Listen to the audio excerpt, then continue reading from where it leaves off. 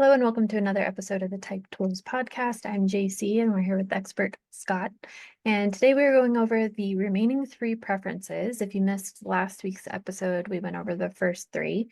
And just as a little recap, the preferences, which by the way, there's a handout, click the link in the description if you want to follow along. But the preferences help you narrow down what type someone might be. Each time you identify a preference, it narrows it down by half. This is helpful to bring up because sometimes, and actually we did in my opinion, some of the simpler ones, and maybe I shouldn't say simple, but at the very least easier to separate in the previous episode. And the ones we're going to get into today are a little more difficult. And here's the thing though, as you learn the preferences, some of them will be easy for you to distinguish. You were talking last episode about how sometimes it's difficult for you to separate informative and concrete. You thought that they were the same thing. For me, abstract and concrete is easy.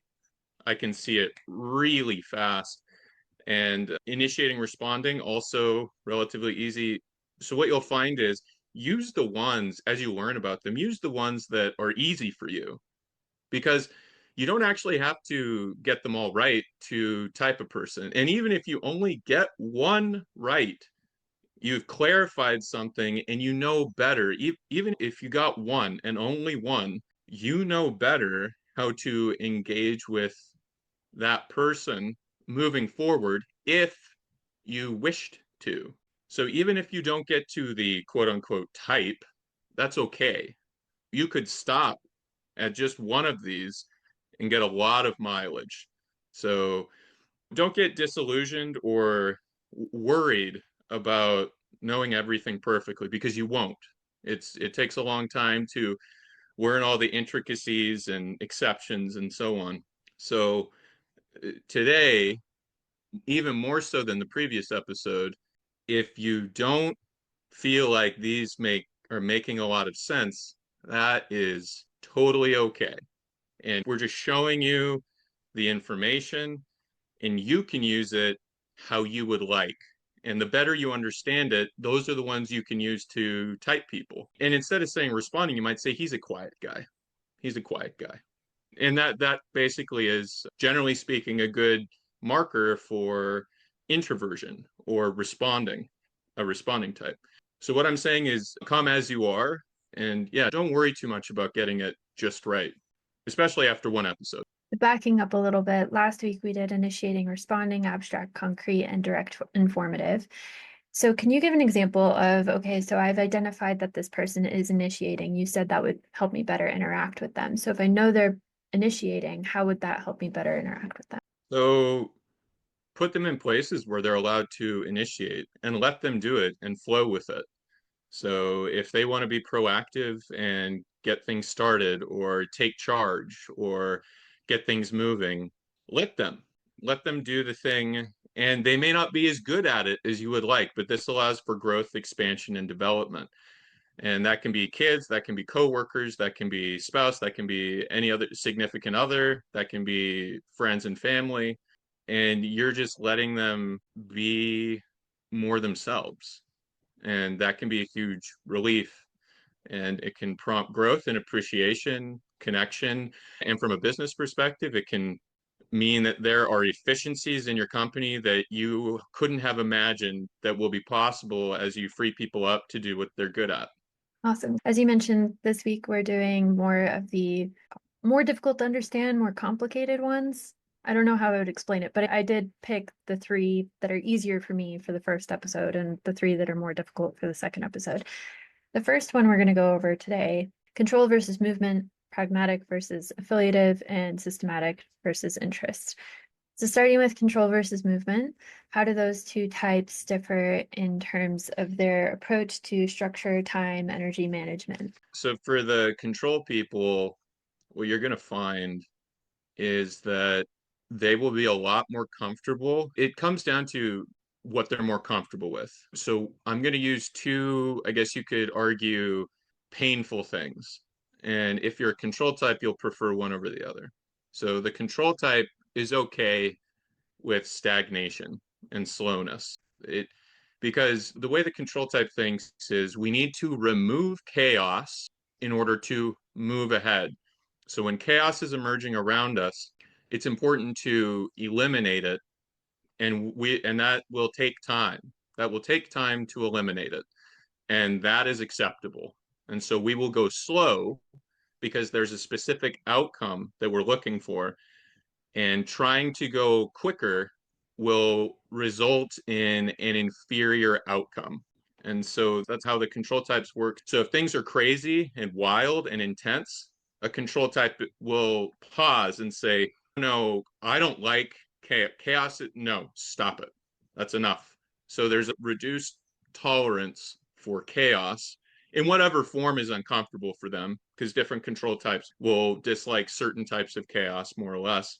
And so they need stability, they need plans, and they like to manage pace carefully. Whereas movement, chaos is okay if what it means is getting ahead. So chaos represents a ladder. Chaos is a ladder. I want to say Benjamin Franklin did that one. Chaos is a ladder. I thought it was Littlefinger from Game of Thrones, but Oh, and if I'm honest, that might be who it is. Yeah, yeah. But what that represents is chaos is an opportunity.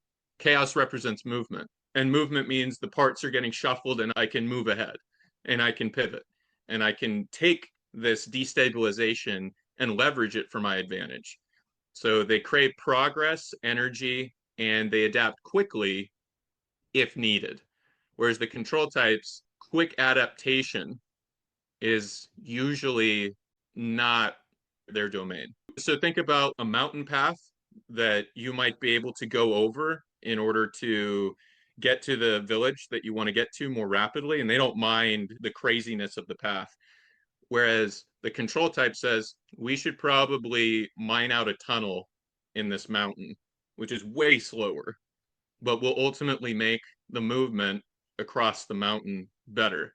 So the highways and the trains and those things take an enormous amount of time to build and develop. And then once in place, they're more efficient and quicker. Yeah. So again, the control types get the chaos out, get the chaos out.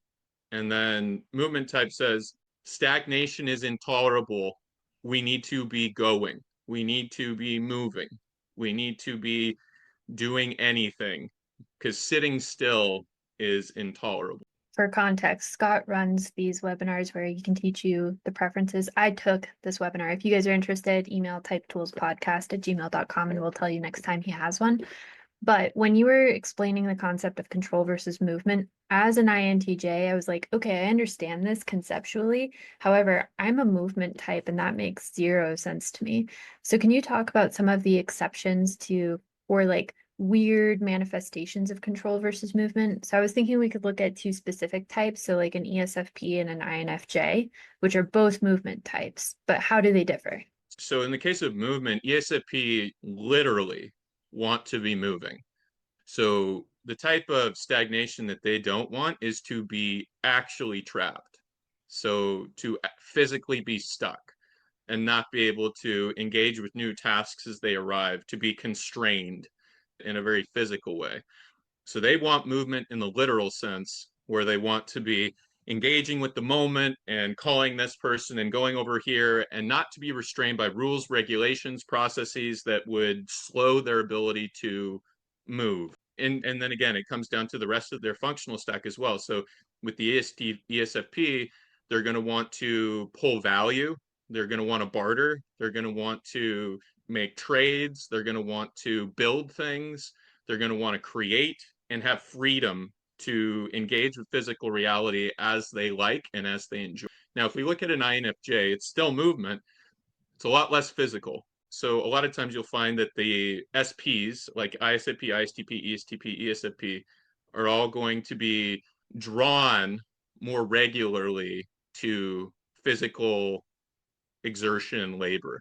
So you'll find them building things, creating things, working, etc. Not to say that all of them will do that, but you'll find a big aggregation of those types in a lot of the blue collar positions because it's concrete and ESFPs are concrete. Whereas with INFJ, they're concerned with relationship. They're concerned with connecting. And so the movement they're looking for is depth and connection with their most important relationships. So the way that they're moving is towards desired goals. So they never want to be stuck in meeting their next milestone. And because they have Effie in the second slot, a lot of times those milestones are connecting, being loved, being in relationship with the people around them. And so it's less monetary and more social, and it's less physical, and it's more goal oriented. It's more focused towards the future. But both really dislike any feeling of being stuck, but the way it manifests is very different. Okay, can we do the same thing with two control types? I was thinking ISFP and ESTJ. So ISFP are the artist types. And so what you'll find is they don't necessarily mind going slow from an efficiency perspective, because they want a beautiful work of art that they can sign at the end. And that doesn't necessarily mean they're literally making art, although a lot of times they will. Sometimes they're dancers, sometimes they're artists, sometimes they're programmers. They can be all sorts of things. But what they're looking for is they will be like, okay, pump your brakes, because I don't want to lose myself, right? Because they have FI heroes, so they know who they are and they know what they value. So they won't sacrifice those values for efficiency. So what that means is they will spend way more time getting their object of desire as perfect as they can. And so what that means is they'll be like, okay, stop pushing me, stop telling me about deadlines, because I want, and last week we talked about building fences. So in this case, if the ISFP were building fences, they'd say, listen, the fence might take an extra 4 hours to build, but it will bring it from almost perfect to closer to perfection. And that justifies the expense of time. And so the way they're controlling is for making it beautiful and making it attractive. Whereas an ESTJ is going to be a lot more concerned with physical efficiency. Are we producing rapidly? Are we connecting with the right people? Are we doing that in the right order? And then they'll see people deviating from a behavior perspective and be like, okay, listen, I need you to do this. I need you to do this, because they're direct. And so they have no issue with giving people orders and telling them what to do. That's not a problem for them. And they may have a value system, but the value system is more internalized and a little quieter.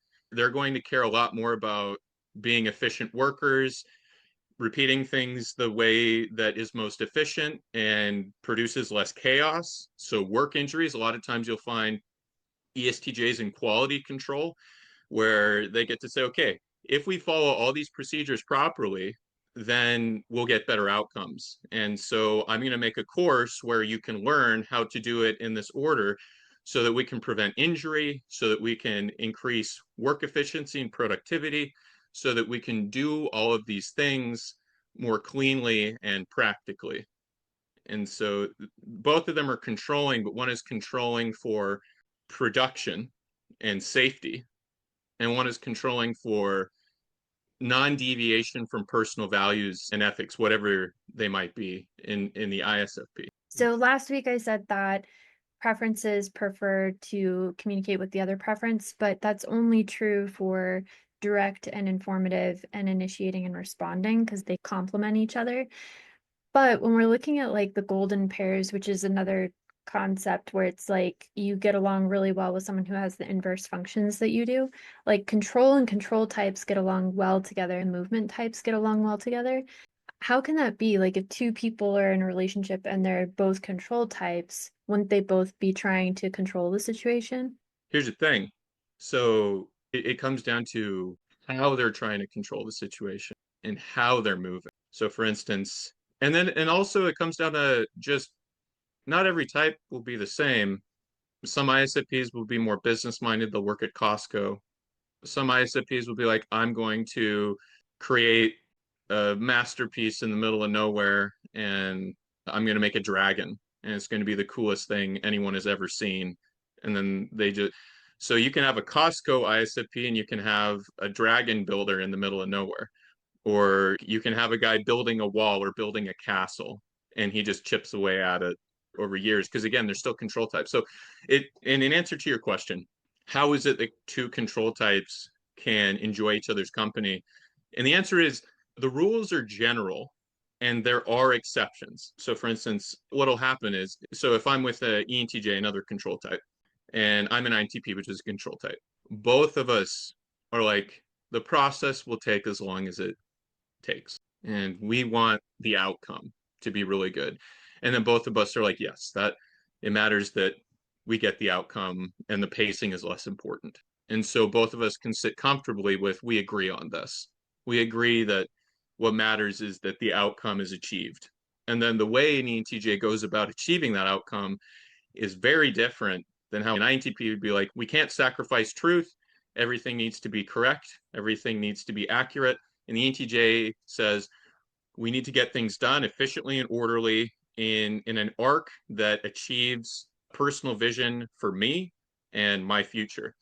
And so the INTP and the ENTJ can work together in this way where they both prioritize functionality, facts, and organization and move together. They're both control, but they don't step on each other's toes, generally speaking.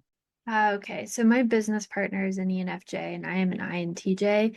And one of the few points that we often kind of butt heads about is I want to move forward quickly on decisions, and she wants to make sure the decision is going to make people feel good and give them a good experience.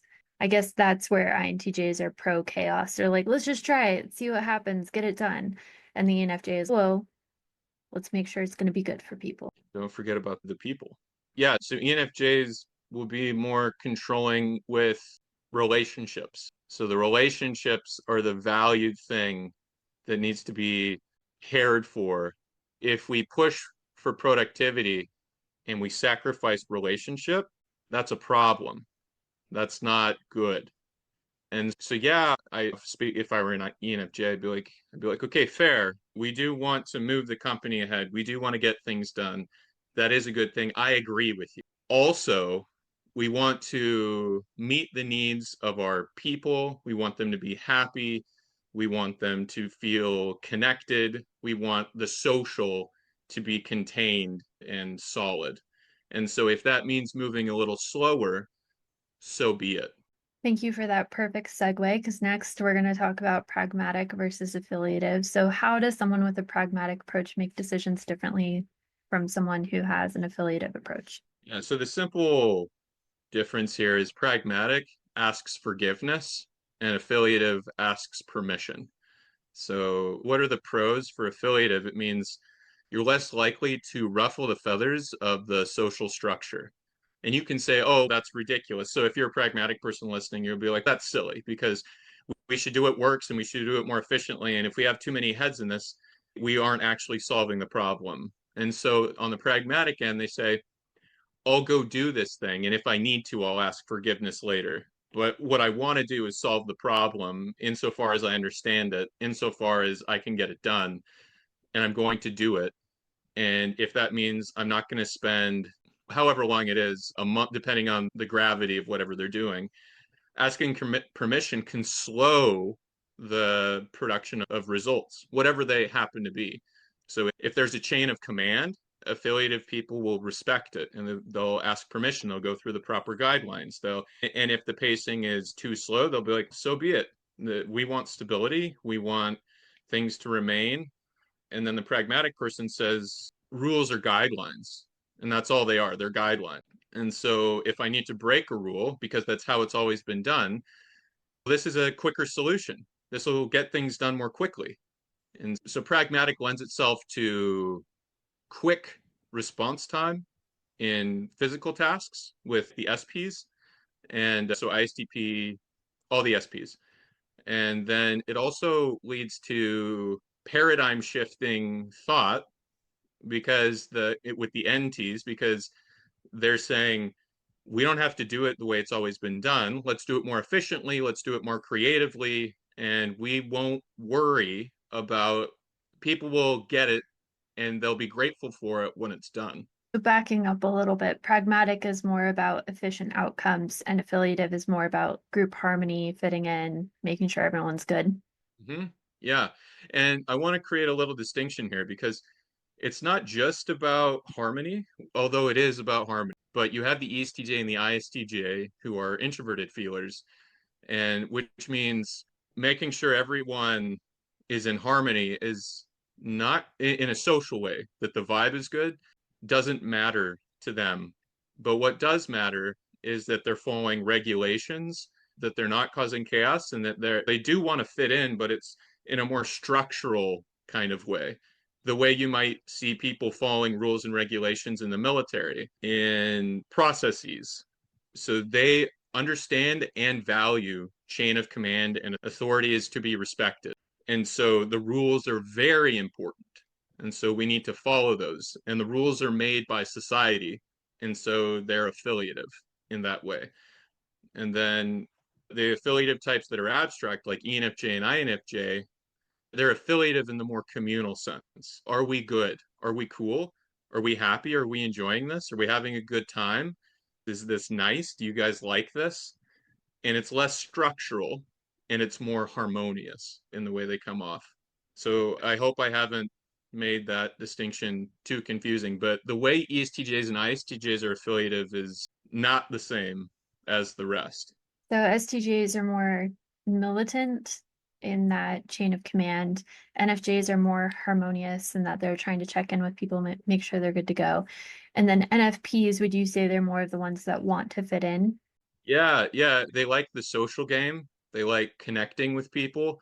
Since they're not an FE person, they want to experience self reflection and growth. So they are about knowing who they are, as opposed to maybe an ENFJ would be like, I know how I am, but I won't push that on everyone else unless it helps push forward being more connected and harmonious. I'll keep my socially unacceptable opinions to myself unless I know that sharing them would connect me more with my people and my group.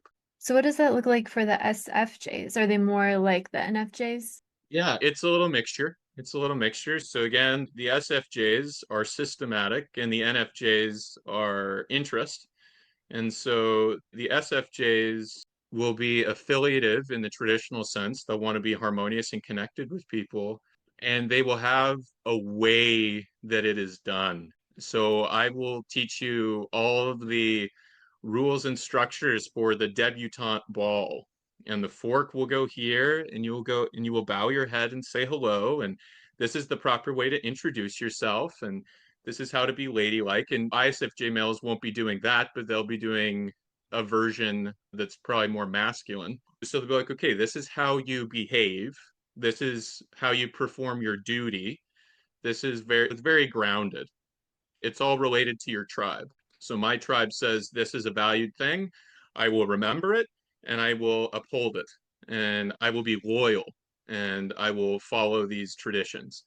And they're in a harmonious way. So it'd be something like grandma made this recipe when she, in the Great Depression, there's a story about it and how she figured out how to make bundt cake when supplies were low. And as a result, we have this cherished tradition from grandma's recipe and we've carried it down. And this is the way that we make the bundt cake because it connects to our past in a way that forms relationships. And or this is our Christmas tradition and this is how we decorate the tree, and these are the people we'll invite, and this is my community, and these are my people.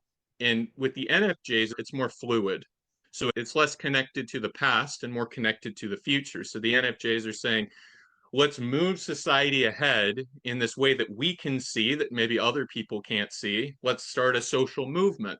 Let's pull people into the future and not be constrained by our past because some of the pieces of our past aren't as good as they could be. So let's move ahead. Let's be sure to get buy in from the group, but let's maybe make a commune or let's be religiously affiliated in a way that we can expand our social purview and connect with more people. Whereas the ISFJs and the ESFJs are going to be more communal and more connected to their local tribe because they're concrete. So they're going to be and Sarah and John and Grandpa Steve and Cheryl, and these are the things that they did. And whereas the ENFJs have, it's more mobile, it's more fluid, better social outcomes in the future.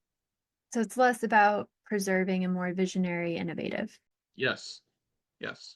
And you mentioned systematic versus interest. So this is the last one we're covering today. What is the difference in motivation between the two? So systematic says we're going to follow structured methods and pre-planned steps. This is the way you go about it. And there's a certain comfort in following the process. So that can look like milestones. So when I achieve this, then I achieve this, then I achieve this, and it's about personal achievement. Or it could be this is the way to think better.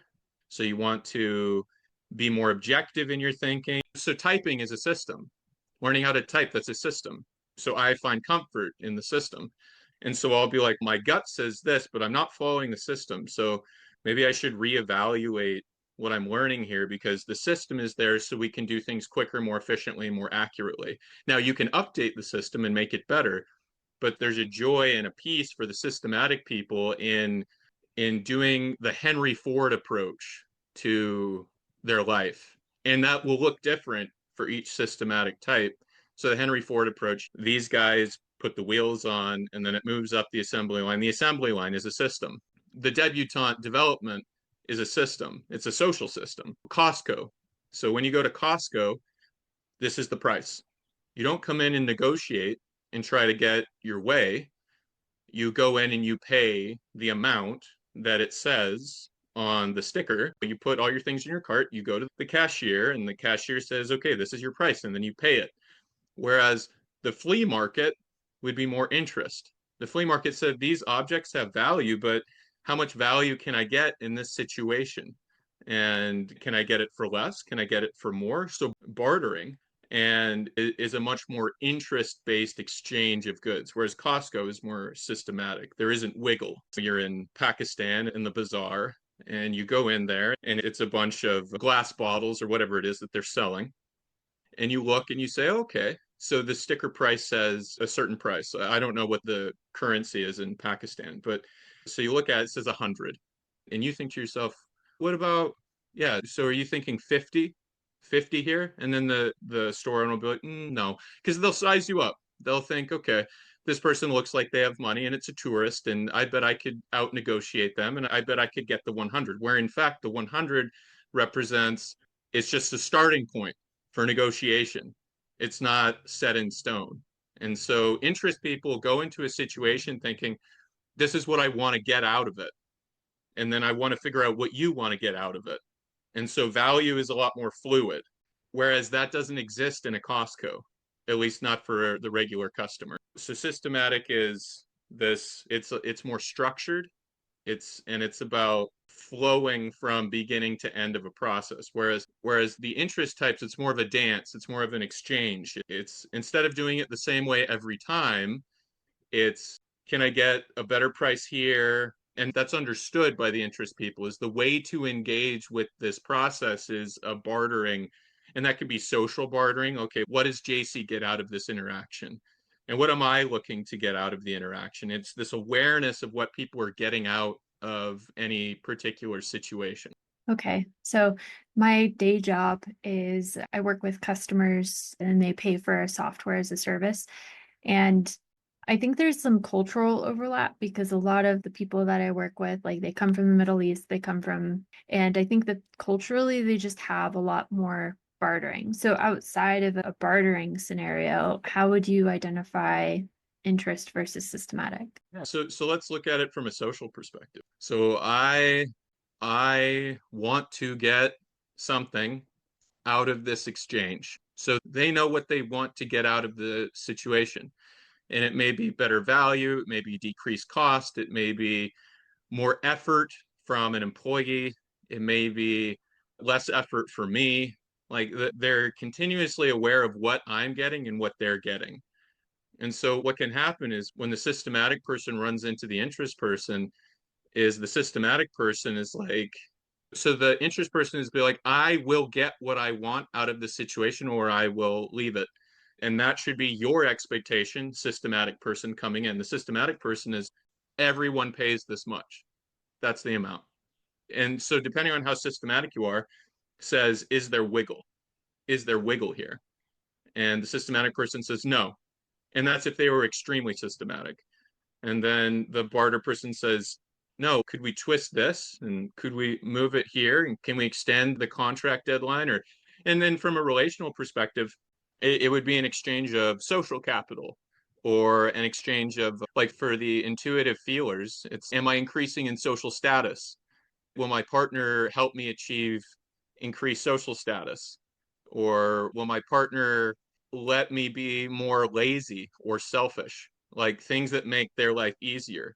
And then, and so there's different forms of interest. And that sounds bad, but the fact is, everybody on some level needs to understand what they're getting out of a situation, or they'll be a doormat. They'll be a doormat if they don't know. So, for example, like an ENFJ is an interest type, but they're also so much about accommodating other people because they have FE and SE. So, what does that look like for them? Yeah. So for instance, the ENTJ and the ENFJ both have introvert intuition parent. So they want personal freedom and autonomy. And the way they go about that is very different. But the way, so the ENTJ will enter a thing and say, will my goals and metrics be achieved through this exchange? And the ENFJ says, will my ability to relate with people and connect with people that I want to connect with, and maybe it's cooler people or funner people or more interesting people or whatever it is. And it's not always selfish like that. It could be, can I help people the way that I want to help people? And will this relationship grow that? And if it won't, then I'm not getting what I want, and I don't want to deal with this exchange. So it's, so the way they're coming at it is, will this exchange, will this conversation, will this relationship move me towards my personal goals? And so it's more about introverted intuition and personal freedom and autonomy. Maybe a good way to look at this would be extremes. So, can you contrast interest-based behaviors in like an ENFP and systematic behaviors in an ISTJ? Yep. So with an ENFP, what they're going to want is personal freedom and ability to express themselves as purely and wantonly as they can get, right? Because again, it's an exchange. How much can I get? How much can't I get? And so on. And so an ENFP will be like, I know who I am, and I wish to be more of myself as much as I am able. And so when I engage in speaking, I will have an angle that I'm seeking to find. And that might be, how can I get the most value out of the situation? How can I expand my net worth if you're looking financially? How can I move this situation so I can get value out of it? Because they're FI, they know the value of things, how much people will pay for them. And then that's a mobile thing. So it might be that Jacie will value this more. So can I get her to pay 500? What's the amount that she will value this? And so they're going to enter the situation and be like, okay, so Jacie wants this, and how much is she willing to pay? And how much, and what exchanges could take place here? So it may not be purely financial. It could be social introductions. It could be connections. It could be all these different things. It could be that the ENFP wants to have more downtime and freedom. And so, can I reduce my salary by 30% and get an enormous amount of autonomy and freedom to engage in other personal interests? So they're looking for their angle, they're looking for their edge, and how to get, maybe they want to spend all their time ideating and less time working physically and being bogged down with personal tasks like emails or account spreadsheets. Now move to the ISTJ, systematic, also affiliative. So the ISTJ will be like, okay, what's the job? This is the job. These are your expectations. Okay. I will do my best to meet your expectations. And then I need to know, all right, so you want me to do this? And then they go about figuring out the order and precision by which they engage with that task.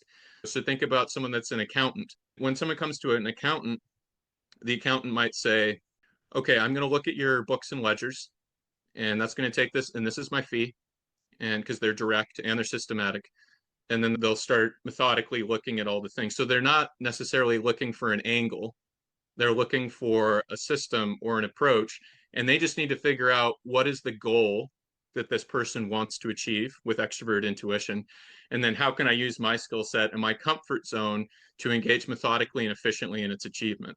So for instance, I know an ISTJ and he works at a aluminum refinery or an aluminum production facility. And he has to go in and make sure that the aluminum, when it comes out, meets all the specific tests and parameters in order to make it so it doesn't shear or tear in the manufacturing of bottles. So like Red Bull and all of the cans that you get, they come from an aluminum factory and they have sheet metal, which has a very specific density, depth. It needs to not rip or tear. Wouldn't that be annoying if you picked up a can, you squeezed it and it ripped and all of the fluid spilled on you? So in order to avoid that, and because they make thousands and millions of cans, small issues with the production methodology will cause lots of customer disruption. So the ISTJ likes coming in and saying, okay, this is my job. This is my job. And I need to do reagent tests and I need to do it efficiently so that I don't halt the production line. I need to make sure that this is done quickly and efficiently. And then when a mishap happens, I'm going to come and I'm going to engage with that situation as it emerges because ISTJs are still a movement type. So chaos in the form of aluminum manufacturing. So if a shipment came in late, ISTJs know what to do because they know their domain and they know it very precisely and efficiently. Can you see how the energy of each of these types is very different? Yeah, so it's like the systematic, they see the system, whether it's a pricing structure or a social structure, and then they operate within that structure. So they might try to find the wiggle room within that structure, but they're not trying to circumvent the structure. Whereas interest type is more of the example you gave of the bazaar and the 100 being the starting point. They're like, the structure is the starting point, and let me see how I can negotiate some changes to the structure. Yes, yes. And when ENFPs can't find that wiggle room, they want out. So they value personal autonomy and freedom to maneuver. And the ISTJ wants to be they want to be siloed and in their specific space so that they can achieve production in this very thin sliced, nuanced domain. In this case, aluminum manufacturing. I think I finally understand this one. So thanks. Great. Yeah. Awesome.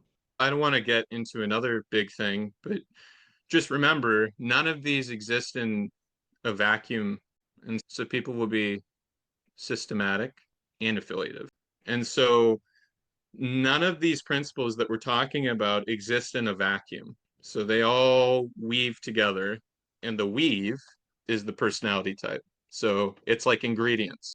And there's different types of meals, and different ingredients and different quantities make really different results. So if you are trying to start identifying preferences, for me, the easiest way that I have found to do this is one, it's much easier if you're a third party observer to a conversation rather than actively participating in the conversation, especially as a beginner.